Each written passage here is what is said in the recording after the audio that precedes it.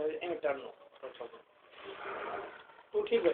हाँ चल हो जा ठीक है हो जा। हाँ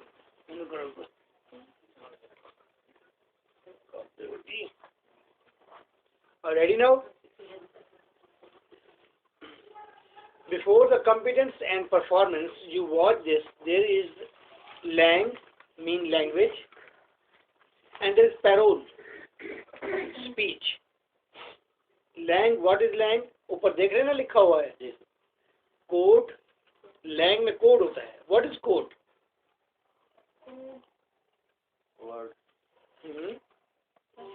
वर्ड्स या इमेज ऑफ वर्ड्स या सिंबल्स ऑफ थिंग्स, और वहाँ इनकोडिंग ऑफ अ मैसेज। क्योंकि पैरोल होती है स्पीच है, इसलिए इसको हम कहते हैं encoding, image of words.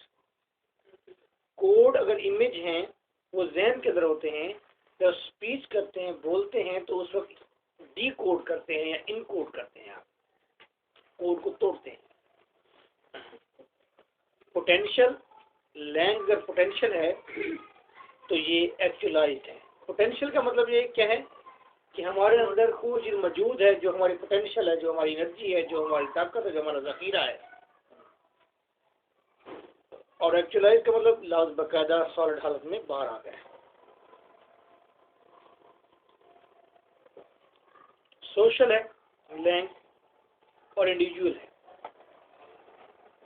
Individual का मतलब पर्सनल कोई चीज है कि हर इंसान बोलता है, और ये कोड्स के जो इमेज होते हैं, लफ्ज होते हैं, वोकैबुलरी जो है, ये सारे क्या होते हैं? ये सोशल हैं। तमाम सोसाइटी एक्नॉलेज करके लफ्जों को बनाती है या उसमें पहचाने जाते हैं वो इमेज, वो चीजें फिक्स्ड हैं, तब्दील नहीं होते, क्योंकि सोसाइटी पूरी उसको फोकस की हुई होती है। तो अगर तब्दील होते हैं तो वेरी वेरी स्लो मूवमेंट होती है। लफ्जों की प्रोनाउंसिएशन का तब्दील हो जाना, लफ्जों का तब्दील हो जाना, छोटा हो जाना लफ्जों का, श्रिंक हो जाना, कंट्रैक्शन का इस्तेमाल करना, व्हाट्सएवर, तो ये फिक्स्ड होते हैं ओवरऑल। और वहाँ इंडिविजुअल क्योंकि इंसान की अपनी बोलने की कैपेसिटी है तो फ्री होता है, लफ्जों की प्रोनाउंसिएशन को मूव कर सकता है कहीं ना कहीं, किसी न किसी हद तक। स्लो मूविंग एफिमीरियल, ये एफिमीरियल होता है, शॉर्ट लिव्ड होता है, साइकोलॉजिकल होता है, ये साइकोफिजिकल होता है। पैरोल सारी स्पीच थी और आपका लैंग जो है लैंग्वेज है, यानी कि ज़ख़ीरा अल्फाज।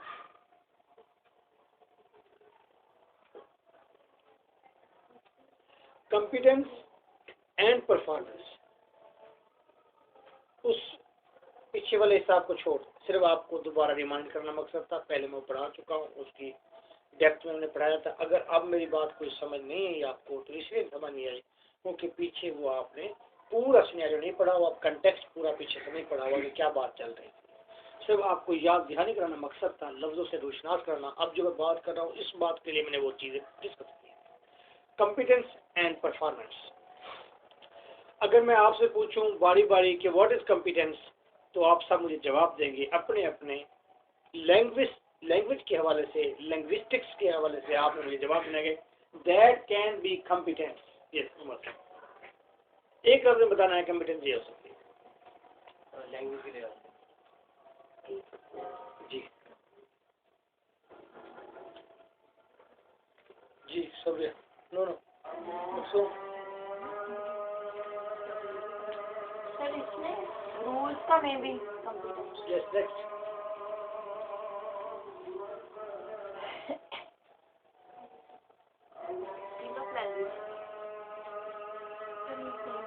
क्या आपने कहना कुछ? कॉम्पिटेंस का मतलब कि हमारे अंदर कॉम्पिटेंस, एबिलिटी, ठीक है, इसके अंदर ग्रामर भी आएगी, इसके अंदर ज़ख़ीरा अल्फाज भी आएंगे, ये कॉम्पिटेंस है। परफॉर्मेंस का मतलब है actual something, physical something, speech, आवाज। अच्छा बेटा,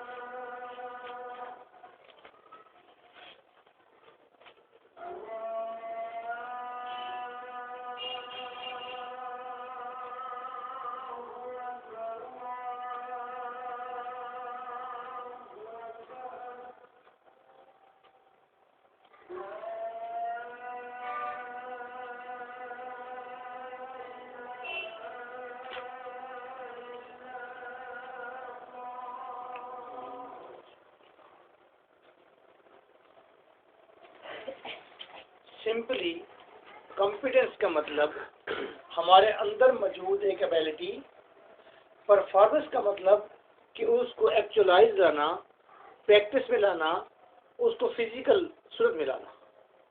ज़ख़ीरा अल्फाज हमारे जहन में है, कहाँ है? जब बाहर आते हैं तो वो परफॉर्मेंस है। पर इतनी सी बात है, हमने समझनी है, कोई बड़ी बात नहीं। मुझे बताएंगी जी बेटा, आप बताएंगे फर्स्ट बैठिए।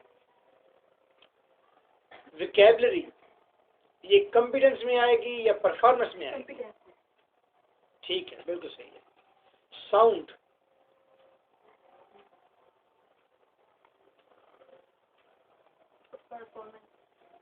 तकरीबन ये मेन बातें हैं। तो क्वेश्चन पढ़ते हैं।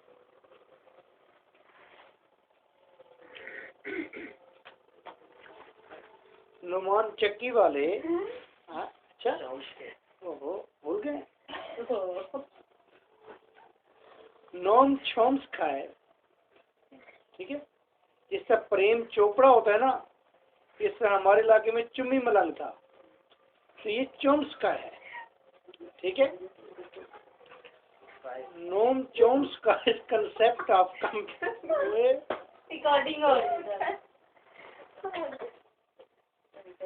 Noam Chomsky's concept of competence and performance is somewhat similar to Sussar's concept of language and parole. क्योंकि सुजार ने कंसेप्ट जो दिया था वो दिया था लैंग्वेज एंड पैरोल का, या लैंग एंड पैरोल का। नोम चॉम्स्काई एक और लिंग्विस्ट है और इसने कहा कि नहीं, लैंग्वेज एंड पैरोल का कॉम्बिनेशन नहीं है, असल चीज है कॉम्पिटेंस एंड परफॉर्मेंस। मुझे बताएं सुजार के कंसेप्ट में व्हाट इज कॉम्पिटेंस? आप बताएं। What is competence? Langue is competence. Langue या लैंग्वेज, ऊपर के निशान लगा दें, दो दायरे बना दें, ऐसे जोड़ दें। कॉम्पिटेंस को नीचे वाली लैंग्वेज के साथ एक ही दायरा मार दें। सुजार के पास अगर लैंग्वेज है तो नोम चॉम्स्काई के पास क्या है? कॉम्पिटेंस। वो उसी चीज को कॉम्पिटेंस कहता है। अब ये तीन नाम हो गए। हम न्यूट्रल कहेंगे, हम कहेंगे कॉम्पिटेंस एक ही चीज है, लैंग्वेज एक ही चीज है, और लैंग एक चीज है। वेरी गुड, शाबाश। परफॉर्मेंस कलसूम बताएगी। बेटा बताएं, परफॉर्मेंस जो है वो क्या है? नहीं बेटा बताओ नीचे। सुजार के कंसेप्ट, एक मिनट, सुजार के कंसेप्ट में व्हाट इज परफॉर्मेंस? सर इससे सिमिलर ही को बता रहा है कि लैंग्वेज और पैरोल। तो भी आप बताएं जी, आप बताइए ना जी। पैरोल है, लिखे हुए हैं, देखो भाई मैं दोबारा समझा देता हूँ। अब देखो सुबह मैं आपके लिए समझा रहा हूँ तो आप हंसने लगे। मैं आगे बढ़ता हूँ। सुजार ने कहा, उसने कहा जी लैंग्वेज में दो चीजें होती हैं, एक है लैंग्वेज, दूसरा है पैरोल। लैंग्वेज का मतलब है ज़ख़ीरा अल्फाज, इमेज, ग्रामर, की लैंग्वेज है। पैरोल का मतलब है उसकी परफॉर्मेंस सामने बाहर आना चाहिए। नोम चॉम्स्काई आया तो उसने इन दोनों लफ्जों को नेमल बदल लफ्ज दिए, ठीक हो गया। पैरोल को सुजार ने पैरोल कहा है तो नोम चॉम्स्काई ने क्या कहा उसे? लिखा हुआ देखो, दोबारा शुरू से पढ़ रहा हूँ। नोम चॉम्स्काई's concept of competence and performance is somewhat similar to Sussar's concept of language and parole. Competence, according to Chomsky, is the native speaker's knowledge of his language. अब लैंग्वेज के बारे में नॉलेज होना, एक बात ये हो गई। ये क्या है? लैंग्वेज के बारे में नॉलेज होना तो किस जुमले में आएगा? कहीं पर बनाइए, ग्राफ बनाइए अपना, अगले पेज पर ग्राफ बना लीजिए अपना, किसी जगह पर भी बनाइए, एक लाइन डालिए और एक तरफ लिखिए अपना कॉम्पिटेंस, दूसरी तरफ लिखिए परफॉर्मेंस, और उसके नीचे लिखते जाइए फिर जितने लफ्ज भी मैं लिखवाऊँ आपको। लिखा हुआ? अच्छा ठीक है, किसी और जगह फिर लिख दो, हो सकता है मैं लफ्ज ज़्यादा ऐड कराऊँ। लो जी, कॉम्पिटेंस के नीचे आप लिखेंगे लैंग्वेज,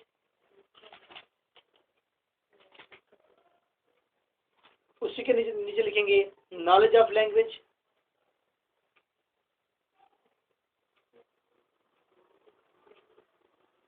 उसके नीचे लिखेंगे रूल्स,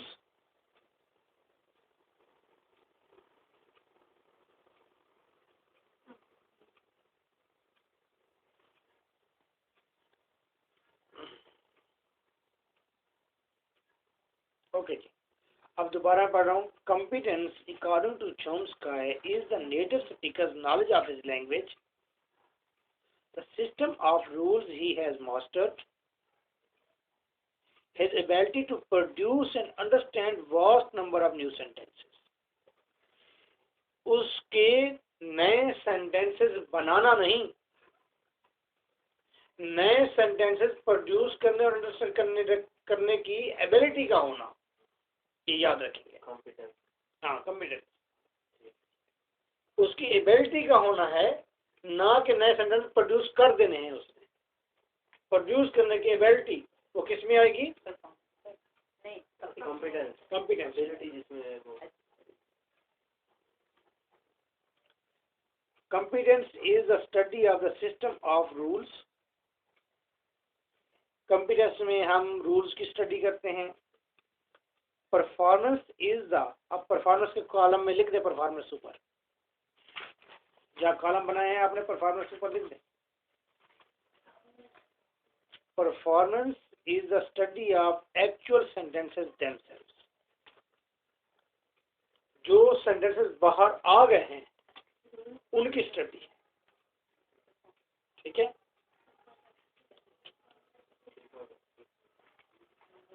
अब जब अब सिस्टम ऑफ उसे कहा है कि कॉम्पिटेंस का मतलब ये है कि लैंग्वेज के रूल्स के पूरे सिस्टम को अंडरस्टैंड करना है,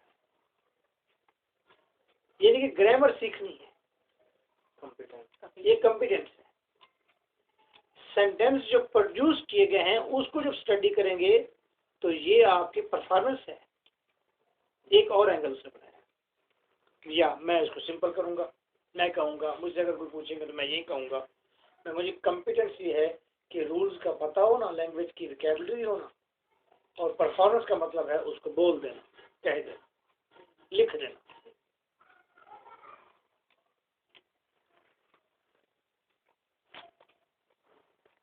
अक्सर आप सुनते होंगे फिलहाल बंदा कहता है जी वो बड़ा ताकतवर आदमी है, वो बड़ा स्किल्ड आदमी है, उसने ये कर दिया वो कर दिया। हम कहते हैं परफॉर्मेंस तो उसकी है कोई नहीं, कहते ना परफॉर्मेंस तो कोई नहीं दिखाई उसने। तो सेम इज द कॉम्पिटेंस जो है परफॉर्मेंस नहीं है। परफॉर्मेंस उसी वक्त है कि जब वो कुछ ही प्रोड्यूस कर देगा। प्रोड्यूस करने की एबिलिटी होना अलग बात है, प्रोड्यूस करना अलग बात है। हम लिटरेचर के लोग कौन से होते हैं? कॉम्पिटेंस, हम परफॉर्मेंस में आते हैं बेटा, हम प्रोड्यूस करते हैं। हमारे पीछे लिंग्विस्ट बैठे होते हैं जो हमारी लिखी हुई चीज़ों के रूल बनाते हैं। जेफरी चार्ल्स लिखता है, मिल्टन लिखता है, शेक्सपियर लिखता है, प्रोड्यूस करता है, नई से नई सेंटेंस बनाता है, नए से नए वर्ड लाता है। ग्रामर जो जानने वाले जो होते हैं वो निकालते हैं, जैसे यूं भी हो सकता है it is my, it is I, it is me. इस्तेमाल हमने करना है। जो लिटरेरी लोग हैं, लिंग्विस्ट पीछे से इसके रूल्स बनाएंगे, क्रिएट करेंगे। जी इसका ये रूल भी हो सकता है, ये भी हो सकता है, ये भी पॉसिबल है, अब ये भी कह सकते हैं, ये बिल्कुल नहीं कह सकते, वो इसे पीछे रूल बनाएंगे। ऑथर भी तो होते हैं, ऑथर जो लिखते हैं वो अथॉरिटी बन जाता है, अथॉरिटी बन जाता है। ऑथर जो लिखते हैं अथॉरिटी बन जाता था। In modern era author authority नहीं बनता। ये खूबसूरत की डेफिनेशन देखिए, वो जो लिख देता है वो अथॉरिटी हो जाती है। ये डेफिनेशन अगर है ऐसी तो ये गलत डेफिनेशन। मैं अगले दिन चैनल पर देख रहा था, एक एक्टर आया था, उससे इंटरव्यू ले रहे थे, तो यही कह रहा था जी मेरे उस्ताद ने मुझे सिखाया है कि असल की नकल करना एक्टिंग है, असल की बिल्कुल हो बहू नकल करना एक्टिंग है। और मैं सोच रहा था कि he is not aware about the modern technique of acting, ठीक है ना जी। Same like author is not authority. मतलब वो जो लिखता है रूल बन जाता है, रूल पीछे बनाने वाले बनाते हैं, वो उनको फॉलो करके लिखता है। अच्छा आप इस सेंस में लैंग्वेस्टिक और ऑथर की इस सेंस में बात कर रहे हैं, ये लिटरेरी सेंस में। आप अगर इस सेंस में इन्होंने ये कहा कि इसका मतलब है ऑथर जो लिखता है, जो लैंग्वेज लिखता है, मतलब मैं राइटर जो होता है वो एडियाज पर बात कर रहे हैं बेटा या राइटिंग पर बात कर रहे हैं? राइटिंग पे बात कर रहा हूँ बेसिकली। राइटर जो होता है वो जब लिखता है मतलब वो पहले जो रूल्स होते हैं उनको देख के लिखता है। जो ऑथर होता है वो रूल्स को नहीं देखता, जिस तरह वो था क्या कहते हैं रूल्स ऑथर तो बहुत ज़्यादा है। नहीं, ऑथर और आपने राइटर की डिफरेंशिएट कैसे किया हुआ है कि राइटर समथिंग एल्स है, ऑथर समथिंग एल्स है? नहीं, मेरे ख्याल में ये ऐसी कोई डेफिनेशन मैंने आज तक नहीं पढ़ी कि ऑथर और राइटर में कोई डिफरेंस। सर ऑथर क्या लिखता है, राइटर क्या लिखता है? उनके कहने का मतलब है कि ऑथर वो लिखता है जो पहले से बने हुए रूल्स होते हैं उसके ऊपर काम करता है। राइटर बने हुए रूल्स पर काम करके वैसा के वैसे ही कोई नमूना तैयार करता है। ऑथर जो होता है वो समथिंग जनरेट करता है कि न्यू, लेकिन ऐसी डेफिनेशन नहीं है। तो जो रूल्स बने होते हैं उनको फॉलो करके कुछ लिखता है ना। ये बात मैं कर सकता हूँ, इस पर डिबेट कर सकता हूँ कि जो राइटर होता है, अब आपकी बात, आपने एक सवाल किया था लेकिन आप उस सवाल से मुकर गए हैं, लगे वो सवाल अच्छा था आपका, मैं आपके जवाब भी देता हूँ, आपका भी जवाब देता हूँ। इन्होंने एक बात की है, इन्होंने कहा है कि ऑथर जब लिखता है तो क्या उसका लिखा हुआ पीछे रूल बन जाता है? ऐसा ही है। ऑथर शेक्सपियर है, उसे सपोज अगर लिख दिया है कि इट इज आई, ये मेरा है, इट इज आई उसने कह दिया अगर, तो पीछे का लिंग्विस्ट ने उसे 100% रूल बना दिया है, तो फॉल्टी कौन है? लिंग्विस्ट है पीछे। मैं उसका जवाब दे देता हूँ। लिंग्विस्ट फॉल्टी है, उसे चाहिए कि ऐसा हो सकता है, ऐसा पॉसिबल है, यू लैंग्वेज कर सकते हैं, अगर कोई इट इज मी भी लिखेगा तो अब उसको भी हम थोड़ी सी रियायत देंगे, और पीछे रूल पक्के नहीं बनाने चाहिए उसे। हमारे पाकिस्तान में जो इंग्लिश पहले पढ़ाई जाती थी, आज नहीं, जो पहले पढ़ाई जाती थी उसमें बड़े पक्के रूल होते थे, उससे आप हिल नहीं सकते। अब अमेरिकन इंग्लिश आने के बाद काफ़ी फ्लक्चुएशन आ गई है कि आप अलाउ करते हैं जी, ठीक है, नए से नई प्रोडक्शन हो सकती है। एक बात का जवाब हो गया। ऑथर की लिखी हुई चीज़ लाजमी नहीं कि एक रूल का हैसियत रखती है, एक बात तो ये तय हो गई। रूल बनी है सर, रूल मैं वो बात करने जा रहा था। मैं अच्छा चलो मैं इस पर फिर वापस आता हूँ। ऑथर की लिखी हुई चीज़, पीछे लिखी हुई चीज़, वो लाजमी नहीं रूल बने। अगर रूल बनी है माजी में तो उसे नहीं बनना चाहिए था, अगर बनी भी है तो इस वक्त हम कहते हैं कि वो रूल नहीं है। और पहले हमें यहाँ इंग्लिश सिखाई जाती थी, इसकी एग्जाम्पल, इसकी सबूत, एविडेंस ये है, पहले यहाँ जो इंग्लिश सिखाई जाती थी उसके अंदर ग्रामर पर जोर दिया जाता था। अब जब बच्चे स्कूल जाते हैं उनको इंग्लिश सिखाई जाती है, उनको इंग्लिश डायरेक्ट मेथड के लिए सिखाई जाती है, उनको ग्रामर पर बहुत ज़्यादा तवज्जो नहीं दी जाती। बस नाउन शुरू पढ़ा दिए जाते हैं एक बार, मैं तो अगली क्लास में फिर पढ़ा दिया, लेकिन उनको ये नहीं कहते कि खबरदार ये नाउन है, ऐसा नहीं करते, वो उनको इंग्लिश माहौल में रखते हैं। एक बार दूसरे सवाल मुझे भूल जाएंगे, मैं फिर तक कहता हूँ। आपने सवाल बजी, वो आपने क्या बात की थी?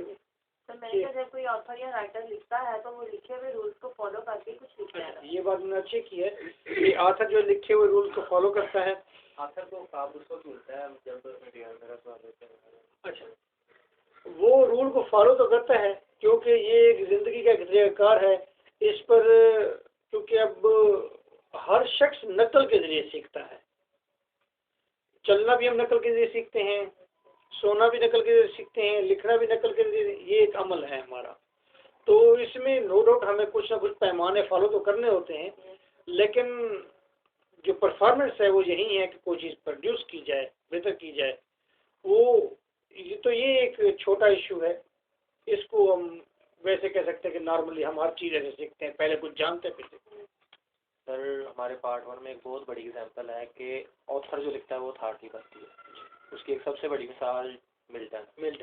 मिल्टन ने ईस्ट विडलैंड लैंग्वेज ली, उसमें ग्रीक मिक्स किया और उसमें लैटिन मिक्स किया। उसको जब उसने मिक्स करके लिखा है तो वो एज अथॉरिटी बनी और उसके बाद कोई 200 साल वो फॉलो हुई थी। और इसकी बात का जवाब इतना मैं दूंगा कि जब उसको टी.एस. इलियट ने आगे 20th सेंचुरी में उसको क्रिटिसिज्म किया उसके ऊपर, वो आपके सिलेबस में भी शामिल है, तो टी.एस. इलियट ने अगर ये कहा, उसने कहा उसने इतना अच्छा लिखा है, इतनी फ्लोरी लैंग्वेज है, इतनी जबरदस्त लैंग्वेज है कि इंग्लिश लैंग्वेज को जबरदस्त नुकसान हुआ। उसे फादर ऑफ इंग्लिश पोइट्री और फादर ऑफ इंग्लिश लैंग्वेज कहा जाता है। मुख्तलिफ किस्म के क्रिटिक मुख्तलिफ किस्म के उसके बारे में राय रखते हैं। टी.एस. इलियट नोबेल प्राइज याफ्ता है, उसका कंसेप्ट ये है और मैं उससे एग्री भी करता हूँ। वो कहता है कि इतनी मतलब उसने अच्छी लैंग्वेज की, इतनी कि लिटरेचर को बहुत ज़्यादा नुकसान हो कि लोग लैंग्वेज के पीछे ही भाग पड़े ना। तो कहाँ गई ये मिल्टन की वो अथॉरिटी, सोचें अभी कहीं में सर, आज भी उसको हम लोग पढ़ रहे हैं। यहाँ तो ये है ना कि उसे डिस्कार्ड कर दिया गया होगा, खत्म कर दिया जी, ये वो चीज़ ही नहीं रही, अब नई टेक्निक आ गई। जिस तरह आप देखेंगे ड्रामे की टेक्निक चेंज हुई है तो उसे बिल्कुल डिस्कार्ड कर दिया गया, लेकिन उसको पढ़ाया जा रहा है तो उसमें कुछ बात तो थी ना सर। मिल्टन की नहीं, वो इस पढ़ाई इसलिए जाती है ताकि आपको झेंगो किस्म के जो लोग आए हैं उनको आपको दिखाया जाए कि देखो कितने बड़े बड़े लोग किस किस तरह राइटर आए हैं, ताकि आप मॉडर्न इरा से कंट्रास्ट कर सकें। असल मकसद ये है। पार्ट 1 आपका क्लासिकल है, तकरीबन मूड में है। पार्ट 2 आपका क्वाइट मॉडर्न है। क्यों? ताकि कंट्रास्ट पैदा हो सके कि क्या चीज़ें हैं। पहले आपको ओल्ड इरा पढ़ाया जाता है, फिर आपको ये इरा, ताकि आप देखें यार आज के। तो बताइए, क्या जो फिलिप लार्किन लिख रहा है that is not a poetry? Philip Larkin ने जो लिखा है और मिल्टन ने जो लिखा है, तो फिलिप लार्किन ने मिल्टन को फॉलो क्यों नहीं किया? लेकिन देखें, वो उसका क्वेश्चन ये था कि जो ऑथर है वो अथॉरिटी बनाता है, तो वो अथॉरिटी बनता भी है, क्योंकि वो अथॉरिटी जो उसने लिख रही है वो अथॉरिटी हो। मैं यही तो कह रहा हूँ कि वो अथॉरिटी नहीं बनता। अथॉरिटी बना था 200 साल के लिए, मैंने आपकी बात वैलिड की, 200 अथॉरिटी बना। लेकिन आज हम मॉडर्न इरा में बैठ के जब क्रिटिसाइज करते हैं तो हम ये कहते हैं भाई अथॉरिटी नहीं है वो। और फिलिप लार्किन जिस लैंग्वेज में लिख रहा है, जिस स्टाइल में, that is not authority. Ted Hughes जिस तरह लिखता है, that is not authority. Authority नहीं है, दैट इज स्टाइल। किसी को जरूरत नहीं है किसी को फॉलो करे। गुलामी का कंसेप्ट ओवरऑल माशरे से बाहर फेंकने की कोशिश की जा रही है हर तरह से। 2 साल फॉलो किए उसे, वो एक अथॉरिटी बना रहा है। लोगों ने कहा कि that is the best one, लेकिन बाद में उसे शन कर दिया गया कि नहीं यार, इससे तो सिर्फ लैंग्वेज खूबसूरत होती है, आइडियाज मर रहे हैं, लिटरेचर डेड हो रहा है। Any question? Okay. देखिए जी आगे।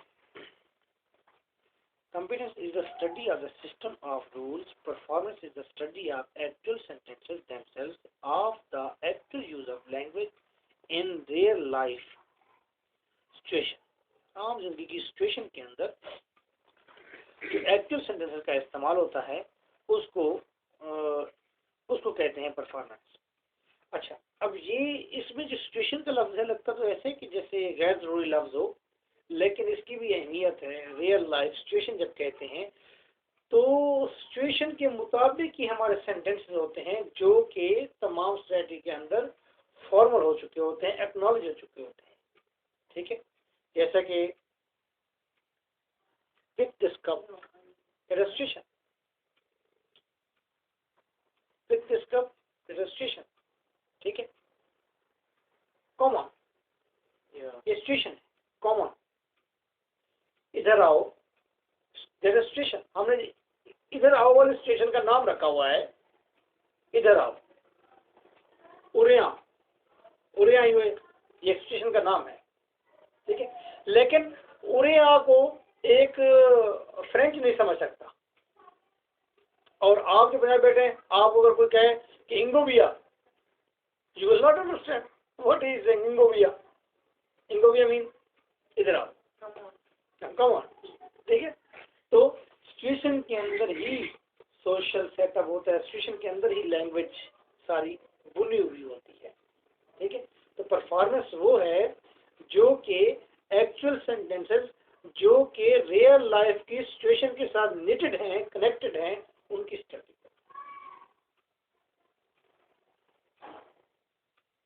So the speaker's knowledge knowledge of the structure of language is his linguistic competence. जो आपके जहन में स्ट्रक्चर ऑफ लैंग्वेज होता है वो आपकी कॉम्पिटेंस है। अगर आपकी ग्रामर है इंग्लिश के बारे में, ये आपकी कॉम्पिटेंस है। आपका वोकैबुलरी है, ये कॉम्पिटेंस है आपका।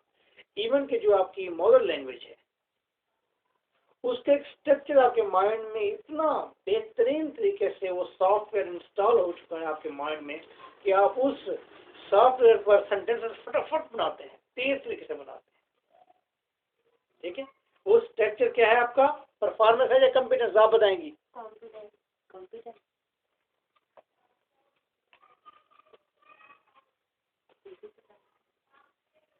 And the way in which he uses, और जिस तरीके से इन लफ्जों को इस्तेमाल किया जाता है, इज हिज लिंग्विस्टिक परफॉर्मेंस, वो उसकी परफॉर्मेंस है। बस परफॉर्मेंस से मुराद आपने बोलना, सेंटेंस प्रोड्यूस करना रखना है जहन में, चीज़ें आसान हो जाएंगी। और कॉम्पिटेंस का मतलब है कि आपके जहन के अंदर जितनी चीज़ें ठहरी हुई है, स्ट्रक्चर है, चाहे रूल्स है, चाहे वो वोकैबुलरी है, वो सारी कॉम्पिटेंस है आपकी। Competence is then an underlying mental system. आइए एग्री करते हैं? अंडरलाइंग क्या मतलब है? मौजूद हो।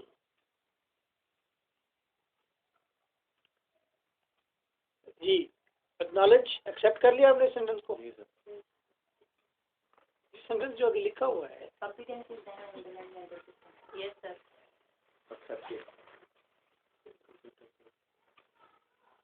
it underlies actual behavior.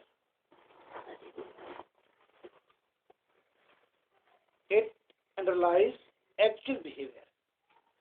तो कॉम्पिटेंस जो है एक्चुअल बिहेवियर को अंडरस्टैंड करता है।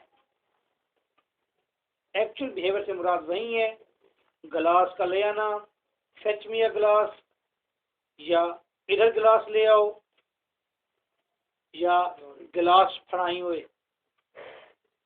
ठीक है, ये सारे behaviour.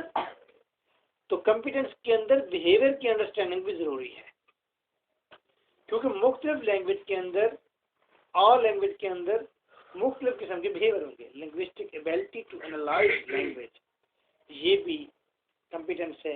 Linguistic ability to analyse language, detecting ambiguities, और वो उसकी जितने भी मसाइल हैं, उलझने हैं लैंग्वेज की, उसको अंडरस्टैंड करना, ignoring mistakes, understanding new sentences, producing entirely new sentences. ये तो नहीं हो सकता इसमें, क्यों जी?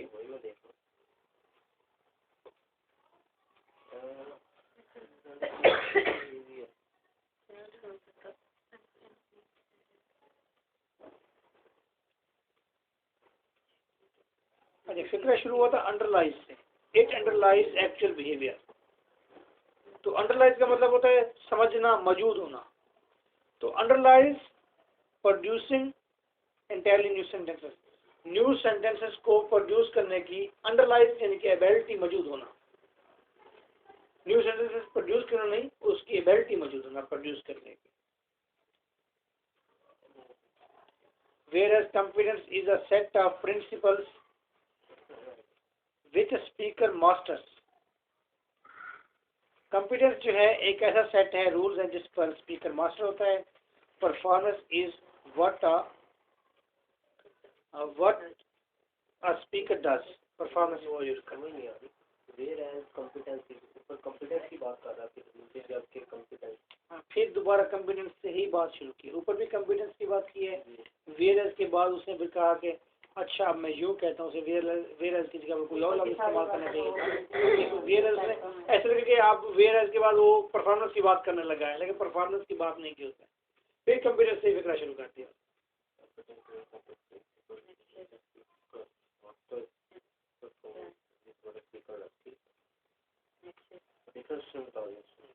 The former is a kind, former से मुराद क्या है जी? बाजी आप बताएंगी। फॉर्मर क्या है जी? आसमा आप बताएं। तो पहले कौन है? The former is a kind of code। ठीक है जी। और देखिए ऊपर लैंड जो लिखा है आपने, उसमें भी पहले कोड आ रहा है। ठीक है, इसका मतलब है कोड भी कंप्यूटर्स के जिम्मे में आ गया। The latter is an act of encoding or decoding. Competence concerns the kind of structures the person has succeeded in mastering and internalizing, whether or not he utilizes them in practice without interference from many of the factors that play a role in actual behavior. For anyone concerned with intellectual processes or with any question that goes beyond mere date arranging, it is a question of the competence that is fundamental. ये portion that is not very important to include, but you must have the understanding of this portion. और understanding में इसमें बताया गया है कि sentence produce करें या ना करें, उसका स्ट्रक्चर होना, उसके बारे में रूल्स का पता होना, उसकी वोकैबुलरी होना, ये सारी कंपिटेंस के जिम्मे में आती है। Obviously one can find out about competence only by studying performance. यकीनन find out about competence only by studying performance. एक आदमी बाजी ने जो कहा है, तो उसने कहा एक आदमी पहले माहिर होता है किसी रूल में, तो फिर वो नई चीज प्रोड्यूस करेगा उसकी बेस के ऊपर। और उसने ये कहा है कि एक आदमी पहले परफॉर्मेंस करेगा, दूसरा रूल उसके अपनाएगा, फिर वो कोई चीज प्रोड्यूस करके इसको देगा, लेकिन पहले परफॉर्मेंस आ रही हो, कहता है कॉम्पिटेंस में। कॉम्पिटेंस होगी तो परफॉर्मेंस आएगी। जखीरा होगा तो सर आपके पास एबिलिटी होगी, वोकैबुलरी होगी तो आप उसको आगे परफॉर्म करेंगे, अगर वही नहीं होगी परफॉर्म कैसे करें? ऐसे ही किसी बंदे को ले जाके स्टेज पे कर देंगे तो कुछ नहीं कर सकते। वैसे इस मसले का हाल तो शुरू से तलाश करना चाहिए, और मुझे लगता है कि बात आपकी ज़्यादा है, पहले कॉम्पिटेंस होनी चाहिए। क्योंकि अगर हम बिगनिंग देखें लैंग्वेज की, तो उसमें भी लोगों ने पहले एक रिदम को देखा, किसी चीज़। सर एक बच्चे को देखो, वो भी जब उसको कुछ आता ही नहीं, वो चीज़ों को देखता है, उसके पास होती है वोकैबुलरी, तो वो सेंटेंस बोलना सीखता है ना। अगर मैं ये कहूँ कि एक आबशार को गिरते, पहला जो आदमी ने जब बोलना सीखा था, तो उसने एक आबशार को गिरते हुए देखा, तो उसने कहा, अब उसे परफॉर्मेंस थी, ठीक है। पहले उसने उस झरने को माइंड में, सर उसके इमेज तो था ना, पहले उसने क्या किया, इमेज तो बनाया ना उसने, उसको कॉन्फिडेंस पैदा की पहले। वही ना। लेकिन इससे पहले एक सवाल है, परफॉर्मेंस तो फिर पहले ठहरी हुई है, झरना वो फिर परफॉर्मेंस है। अंडा मुर्गी बड़ा चक्कर है, मुर्गी पहले है कि अंडा पहले है?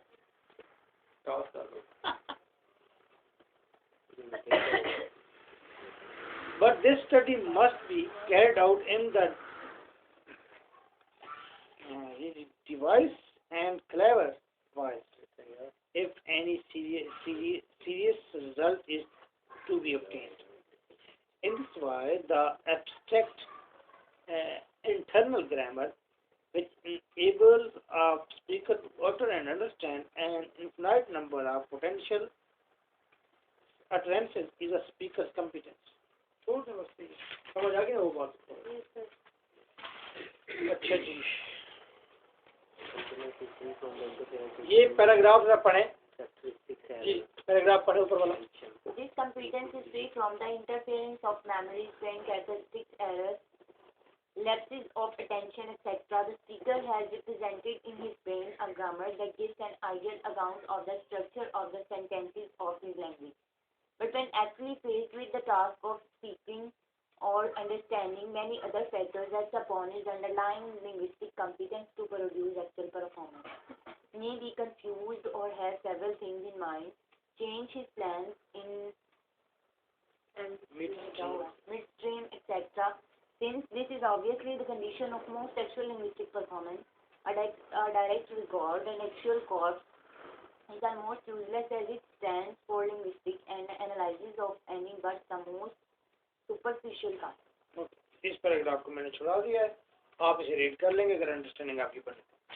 Competence is any sphere can be identified with capacity or ability as oppose to actual performance. फिर दोबारा वही बात है, competence in linguistics is the linguistic ability, the ability to produce and understand indefinitely many novel sentences. Novel का मतलब new.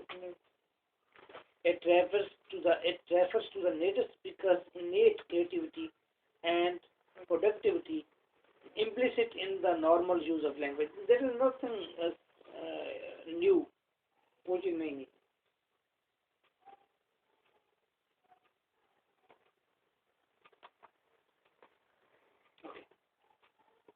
The definition has caused a lot of distinction has caused a lot of argument in current day linguistics. आजकल की linguistics के अंदर ये जो distinction है performance का और competence का, जो आजकल की दुनिया में है, तो इसके से बहुत ज़्यादा argument शुरू हो गए। Some social linguistics regard it as an unreal distinction which ignores the importance of studying language in its social setting. They say that many of the today's grammars are based on unjustified assumptions concerning a speaker's competence rather on his performance.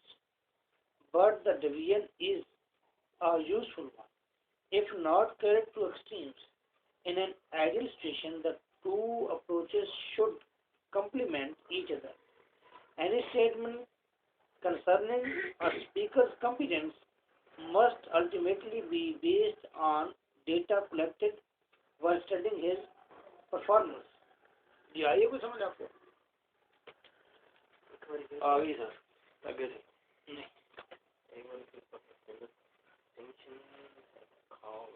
जी आप जो ऊपर वाले पैरे से जुड़ी बात लग रही है मुझे, डिस्टिंक्शन ऊपर ही हुई है जी, पढ़ें आप Umar.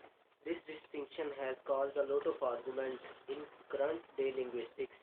Some social linguistics regard it as an unreal distinction which ignores the importance of studying language in its social setting. ये लाइन इम्पोर्टेंट है, इसको अंडरलाइन करें, यहाँ से बात बनेगी आपकी।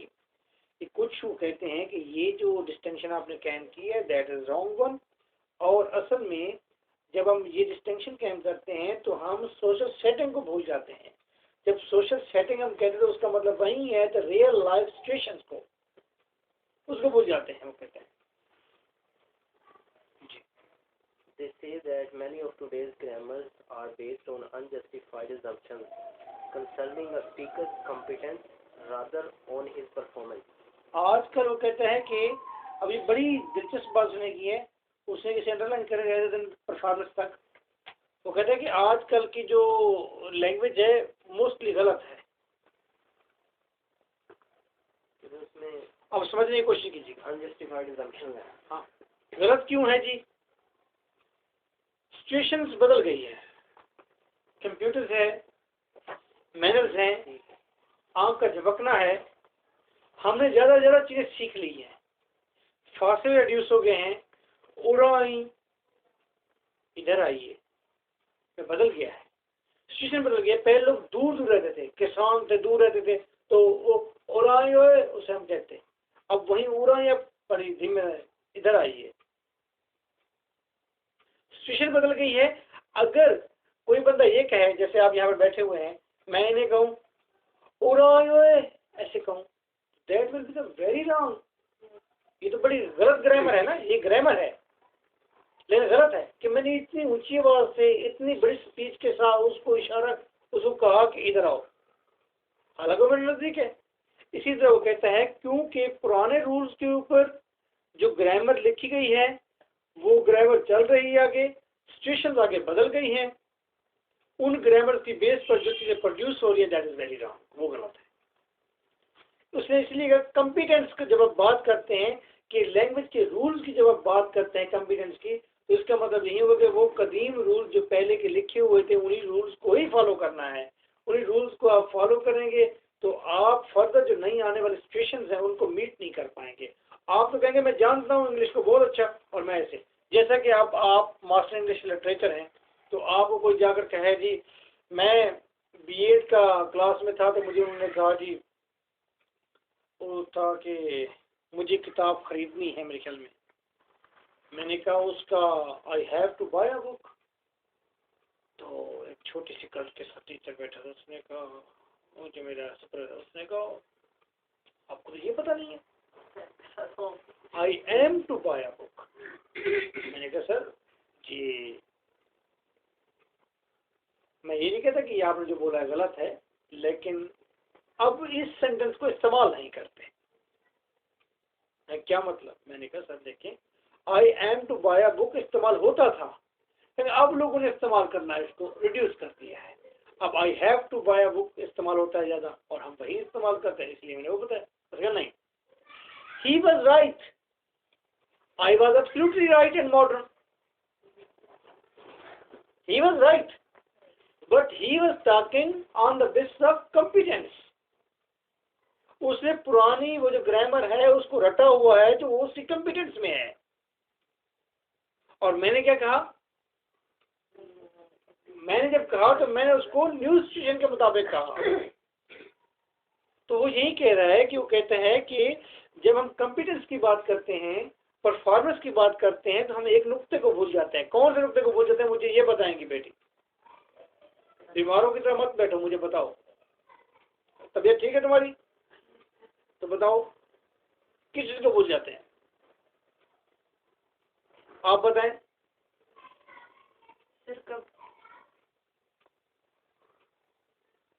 आप बताएं भाई, आप बताएं। यहाँ तो मुझे लगता है आपको कोई कसूर नहीं है। Social setting, that's the point.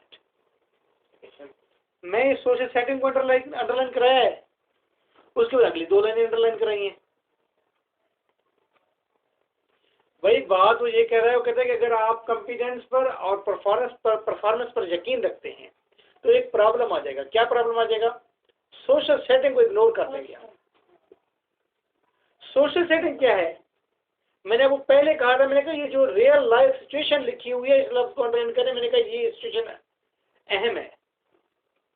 ये real life situation, social setting एक ही बात है। बात दोबारा शुरू करूं?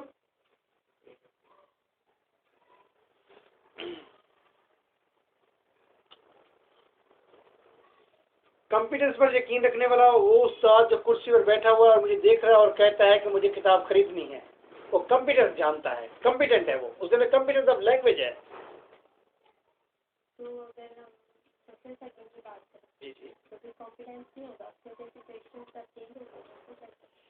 कॉम्पिटेंस तो होगा, लेकिन एक तीसरी डिमेंशन को भी साथ रखना पड़ेगा।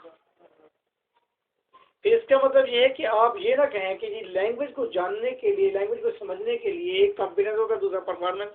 बस अगर आप लैंग्वेज को अंडरस्टैंड करना चाहते हैं और इसे फॉरवर्ड जिंदा रखना चाहते हैं और साथ चलाना चाहते हैं, तो आपको कहना चाहिए कि competence, performance and social setting. अब वो 3 पॉइंट डिमेंशन नहीं करते, अदरवाइज वही एरर आएगा। वो टीचर कहेगा जी आप गलत हैं, I am to buy a book है, वो कहेगा क्योंकि ही इज कॉम्पिटेंट, वो जानता है कॉम्पिटेंस उसके अंदर है। कॉम्पिटेंस का मतलब ये है कि स्पेशल जो रूल्स एंड रेगुलेशंस के बना दिए गए हैं उसको फॉलो करना, ignoring the concept of new social setting. अब मैंने न्यू का ऐड कर दिया है आपके आसानी के लिए। जिसकी मैंने एग्जांपल वही दी है कि दूर से आदमी को बुलाया जाता था, लोग दूर दूर रहते थे, तो देखिए इधर आओ जोर से कहते हैं। सोशल सेटिंग थी, लेकिन सोशल सेटिंग तब्दील होती है ना। जब लोग करीब आ गए, करीब रहने लगे, तो वो तब्दील हो गया किसमें? इधर आइए, ठीक है, उसमें तब्दील हो गया। अगर अब यहाँ पर एक शख्स बैठा हुआ हो और वो कहे कि नहीं जी आप मुझे कह रहे हैं कि इधर आओ, आपने बड़ी गलत इंग्लिश उर्दू बोली है, इधर आओ आपने कह दिया है, आपको कहना चाहिए सही तरीकाकार जो है लैंग्वेज का करना चाहिए, इधर आओ। ठीक है, वो जो पुराना बंदा वो ऐसे कहेगा ना, आप कहें भाई इधर आओ कहना है, आराम से कह रहे। तो ये आपको भी साउंड का फर्क नजर आ रहा है, लेकिन ग्रामेटिकली भी ऐसे मिस्टेक्स हैं, ऐसी चीजें हैं। अच्छा, अब इस बात की तकवीयत एक और जाती है आप लोगों को। मैंने कहा, उसने कहा वो कॉम्पिटेंस और परफॉर्मेंस पर यकीन रखता है, तो उसने कहा I am to buy a book. मैं सिचुएशंस को भी जानता हूं, तो मैंने कहा I have to buy a book. ठीक है। अगर ऐसा मैं कह दूं उसे I has to buy a book, I has to buy a book, ठीक है, तो ये बात रिजेक्ट हो जाएगी। लेकिन अगर आप इस चीज पर यकीन रखते हैं कि परफॉर्मेंस और कॉम्पिटेंस एंड परफॉर्मेंस ही सब कुछ है, तो आप I am to buy a book से आगे नहीं जाएंगे। ठीक है। लेकिन अगर आप यकीन रखते हैं कॉम्पिटेंस, परफॉर्मेंस, सोचें, तो फिर आप एक्सेप्ट कर लेंगे I have to buy a book, और साथ ये आपके अंदर ताकत मौजूद होगी कि आप इस पर यकीन रखेंगे कि अगर ये शख्स कहता है I has to buy a book, तो ये भी ठीक हो सकता है। ये बिल्कुल कहते हैं ना, लैंग्वेज की थेरीज के असरात लिटरेचर पर और दुनिया की आइडियोलॉजी भी पढ़े हैं। वो इसीलिए पढ़े हैं कि इन्होंने कहा कि ये चीज दैट इज अ जग, उसने कहा दैट इज अ बोतल, किसी का दैट इज अ बाउल। तो बाउल को बाउल कहने की या समझने की या अंदाजा करने की हमारे अंदर सलाहियत पैदा हो गई। अच्छा, इस बात का आपको क्या फायदा है? अब जब आप लिटरेचर के लोग बैठे होते हैं कहीं पर, तो आपकी अगर कोई मिस्टेक निकाले तो आपको हंसी निकल जाती है साथ ही। आप कहते हैं बेवकूफ, ये हमें सिखा रहा है कि व्हाट इज, कहते जी आपको तो ग्रामर नहीं आती, आप स्कूल में एग्जाम देने जाते हैं जी, आप कहते हैं फलां चीज लिख कर दें, आप लिख कर देते हैं। लिटरेरी लोग होते हैं, आप लिख कर देते हैं, तो वो कहते हैं आपको तो इंग्लिश नहीं आती, आप कहाँ पढ़े हैं, ये तो गलत लिखा हुआ है। अच्छा, आपको तो स्पेलिंग बड़े कमजोर हैं। उनको लग रहा होता है कि वी आर टोटली रॉन्ग, और हमें पता होता है कि they are the people who are believing on competence and we are the people who are watching that in future no one will remember or memorize the spellings because there will be a laptop with each one. We have to speak और computer उसे type कर देगा, हमें spelling याद करने की जान छूट जाएगी। हम वो देख रहे होते हैं जैसे स्पेलिंग्स आर नॉट नेसेसरी, हम सोच रहे होते हैं। हम ग्रामेटिकल मिस्टेक कर रहे होते हैं, हम कहते हैं कि आइडिया इज अ थिंग, और आप इजी वे में किस तरह कन्वे कर सकते हैं, कम्युनिकेट कर सकते हैं, that's a good thing. I have लिखने में टाइम थोड़ा लगेगा, आपको 4 की जगह पर 3 डिजिट लिखने पड़ते हैं, और ज्यादा क्लियर है कि आई एक है क्योंकि वैट के साथ हैज ही आता है, मैं ज्यादा क्लियर हूँ, हैज लिख दे तो फिर क्या हुआ, अंडरस्टैंड हो गया ना आपको। तो आप इस चक्कर में होते हैं, आप क्योंकि आप अमेरिकन मूड जानते होते हैं साथ इसके कि अमेरिकन भी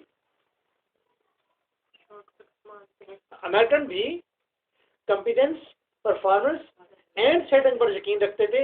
इसीलिए उन्होंने इंग्लिश को रिड्यूस किया, कल्टीवेट किया। उन्होंने कहा cat, CAT cat, KAT cat, why not KAT cat, very simple है, KAT कैट करो, इसमें क्या प्रॉब्लम है।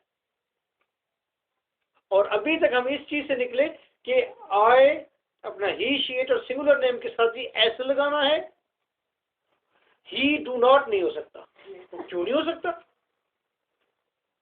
अब कोई लिखे ही डू नॉट या आई डू नॉट, मेरे ख्याल में सबको पता होगा कि ये नहीं का लफ्ज इस्तेमाल करेगा, कि मैं नहीं करूंगा या वो नहीं करेगा। सर नहीं ना एक्सेप्ट करते, हमारे एरिया के स्कूल में जाके अगर आप ये उनको समझाने बैठेंगे तो मेरे ख्याल में अब शाम हो जाएगी, वो नहीं समझ पाए। और कल जब मैंने बात शुरू की और उस वक्त मैंने यही कहा कि वो स्कूल में बैठा हुआ जो शख्स होगा, जो कॉम्पिटेंस और परफॉर्मेंस पर यकीन रखता होगा, वो ये समझता होगा कि वो ठीक है, और आप बिल्कुल नहीं जानते इंग्लिश, और आप जानते होंगे कि ये कॉम्पिटेंस और परफॉर्मेंस पर यकीन रखता है और इसको सोशल सेटिंग का इल्म भी नहीं है, we are quite modern. Sir मैंने इस तरह से आपके अंदर जो वो छोटे छोटे, देखो एक शख्स है उसके पास आइडिया मौजूद है, लेकिन अगर आइडिया मौजूद है लेकिन वो बोल भी सकता है लेकिन वो लिख नहीं सकता, तो वो तो ज़ाया हो गया, डेड हो गया। इसका मतलब ही इज नॉट लिटरेट पर्सन। लेकिन जब हम इसकी बात करते हैं कि परफॉर्मेंस और सोशल सेटिंग की बात करते हैं और नई चीज़ को आने के लिए हम दावत देते हैं, उस वक्त हम बहुत सारी रियायत करते हैं। क्या आज आप तमाम लोग ये कहते नहीं हैं कि भाई 100% परफेक्ट तो कोई नहीं हो सकता, बस एक दूसरे से थोड़े से बेहतर हो सकते हैं हम। आज आपके लीडर हैं, नंगे हो चुके हैं सारे के सारे मीडिया के ऊपर, फिर भी आप कहते हैं कि यार चलो शहबाज शरीफ के ना ये मिस्टेक्स हैं, लेकिन शहबाज शरीफ ने काम किए हैं, आप फिर भी उसे प्रेफरेंस दे जाते हैं कहीं ना कहीं। अच्छा ये ऐसा है, थोड़ा सा इसमें ये भी, तो ये किस वजह से है? ये इस वजह से because you are the people who have you can consider that 3 dimensions। तो ये आज आपकी थेरीज की बिगनिंग है। ये थेरीज अब आप आगे से लिंग्विस्टिक थेरीज के जरिए दुनिया को यूं भी देखेंगे, हम चीज़ों को देखेंगे। कोई क्वेश्चन है? जी कुछ अगर लैंग्वेज खत्म हो जाए, जी लैंग्वेज को खत्म किया जा सकता है? जी मेरा इरादा यही है। नहीं मैं आपकी ठीक है, मैंने ये एनालाइज किया, अंदाजा किया, मैं बता रहा हूँ, मैंने ये अंदाजा किया है कि फ्यूचर के अंदर लैंग्वेज जो है रिड्यूस हो जाएगी। ठीक है, जैसा कि आज लेटर लिखते हैं, वो लेटर पर जो बात बतानी होती है वो एक टेलीफोन पर बताई जा सकती है, और टेलीफोन की टेप हो जाए, रिकॉर्ड हो जाए। एक इदारे ने दूसरे इदारे को कहा कि जी आप वहाँ पर जो काम करना है, आपने वहाँ पर जो बिल्डिंग बनानी है अप्रूव्ड है जी, इसमें सिर्फ आपको कितना लगता है? 10 सेकंड लगते हैं। और लेटर जब तैयार करते हैं, प्रिंट होता है, खर्चा भी ज़्यादा होता है और पैसे भी ज़्यादा लगते हैं, 2 घंटे। और मैं जब काम कर रहा था वहाँ पर सारा दिन एक ही लेटर हम बनाते रहते थे। हाँ, तो क्या हुआ? टाइम ज़्यादा लगा ना, टाइम रिड्यूस। इसी तरह जब अब एक वक्त ये है कि लोग कहेंगे बोलने में ज़्यादा टाइम लगता है, ठीक है, एक सेंटेंस बोलने की वजह किसी का है। और आप ये देखें, क्या आज अब इतने समझदार नहीं हो गए कि एक दूसरे के चेहरे देखकर अंदाजा कर सकते हैं कोई सैड है, कोई खुश है, कोई मेरी बात कहें मानने के लिए तैयार है, कोई मेरी बात बिल्कुल नहीं मानेगा। आप बहुत सारे एक्सप्रेशन के साथ काम लेते हैं, कई काम आप ऐसे कर रहे हैं, आप ऐसे कर रहे हैं, उसका मतलब होता है छोड़ो यार मैं इंटरेस्टेड नहीं हूँ, मेरी बला से कुछ भी हो जाए, चाहे कुछ भी होता रहे, मुझे इंटरेस्ट नहीं है, मैं थक चुका हूँ, उसका एक्सटेंड क्या है? तो ये बहुत बड़ी लैंग्वेज को हमने रिड्यूस करके ऐसे कर दिया। तो जो आप बात कह रहे हैं, मैं सोचता हूँ कि फ्यूचर के अंदर ना सिर्फ ये खत्म हो जाएंगी, बल्कि इतनी अच्छे तरीके से बन जाएगा कि अगर एक आदमी अगर गलत तरीके से सोचेगा भी सही ना, तो वो भी अलार्म हो जाएगा कि दूसरे को कि ये गलत सोच रहा है, इसको फौरन ऑफिस से बाहर फेंक दो, क्योंकि ये अंदर आया है बड़े बुरे तरीके से। सारी जो हो गया, आप मेरे दिमाग को रीड कर सकते हैं। जी डेफिनेटली ऐसा, लेकिन ये बहुत देर के बाद ऐसा हो सकता है। आप भी हम रीडिंग करते हैं पैशन से नहीं, तो वो ऐसा यानी कि आ जाएगा कि आप बैठे हुए हैं यहाँ पे, सारी क्लास शुरू है, आपने देर से बताए हैं मुझे, मैं आपके दिन को सुन रहा हूँ, सारी जो लैंग्वेज खत्म हो जाए, रिड्यूस हो जाए, उससे आसानी पैदा करने के लिए लैंग्वेज को रिड्यूस करेंगे, जहरी बात है।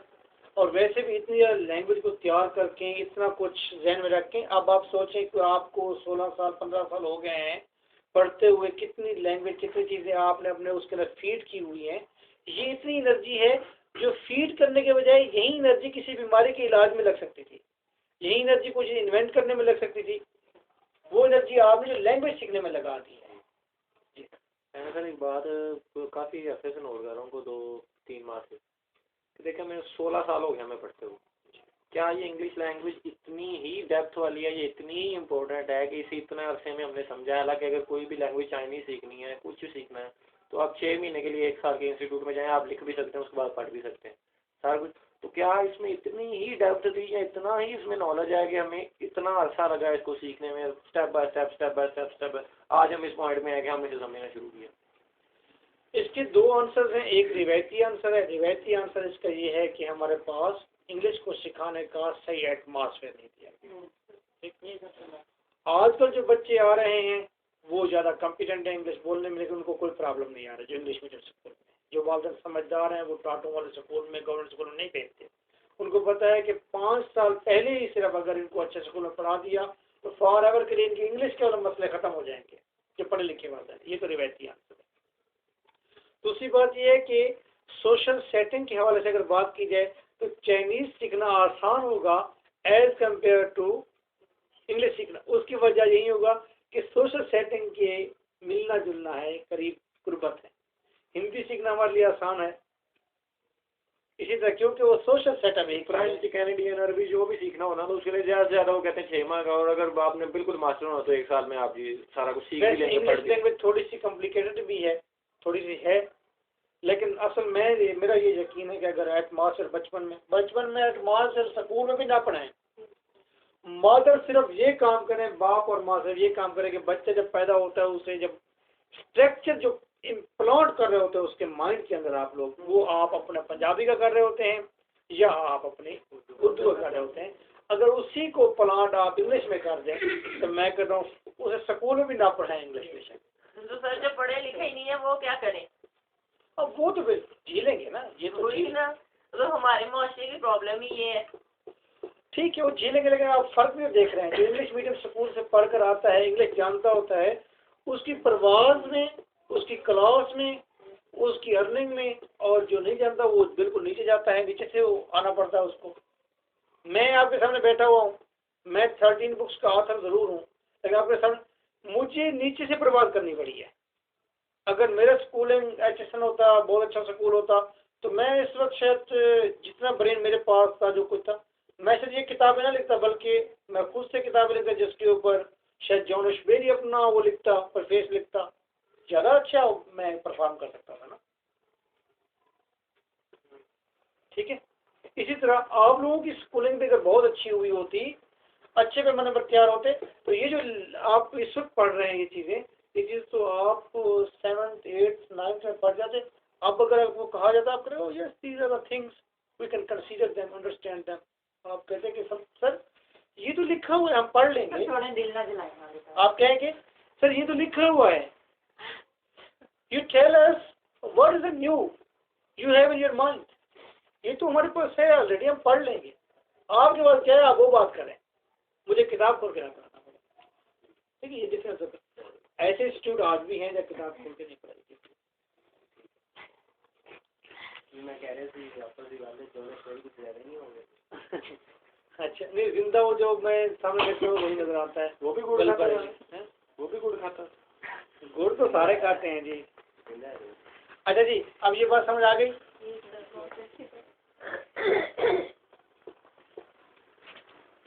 But the division is a useful one, लेकिन डिवीजन करना भी यूजफुल है, if not carried two extremes. फर्क इतना है कि इन पॉइंट्स को बिल्कुल एक्सट्रीम ना लेने के जी लॉ भी बस कंपिटेंस एंड परफॉर्मेंस सब कुछ है, like in an administration the two approaches should complement each other. एक एडमिनिस्ट्रेशन के अंदर दोनों लाजिम मजलूम है, दोनों जरूरी है एक दूसरे के लिए। एनी स्टेटमेंट कंसर्निंग अ स्पीकर्स कंपिटेंस, कोई भी स्टेटमेंट हो स्पीकर की कंपनी से तलुकती है, must ultimately be based on data collected while studying his performance. कोई भी शख्स के पास कोई भी रूल या वोकैबुलरी मौजूद है, वो किसी न किसी की परफॉर्मेंस से उस तक आई है। Competence is based on performance. अच्छा, although Chomsky's क्या बात, कितना खूबसूरत नाम, Chomsky सीधा गौर कर जो कहना चाह और आगे जो है कंपिटेंस या performance,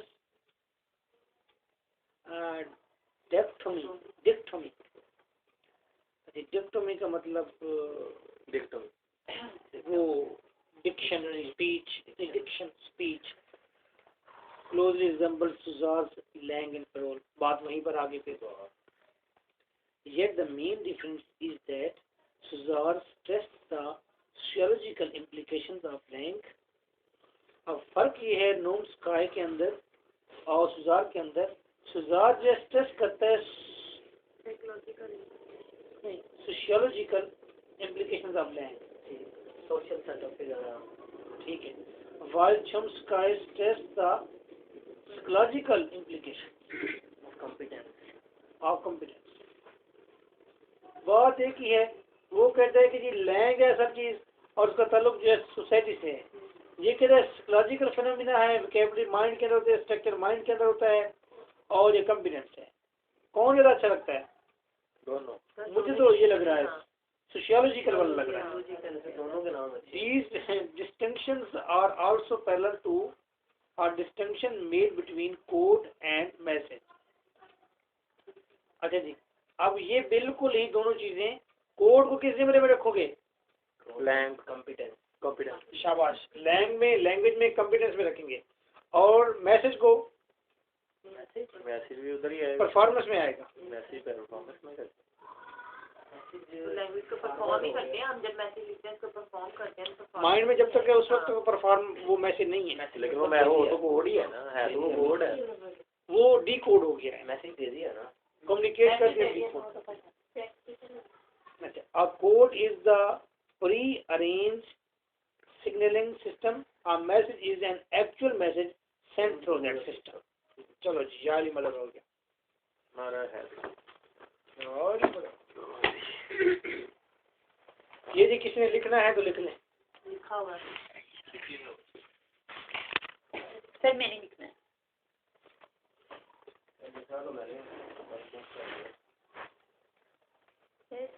Real life situations or performance take is used. Real life situation और social setting होता है silent. मैंने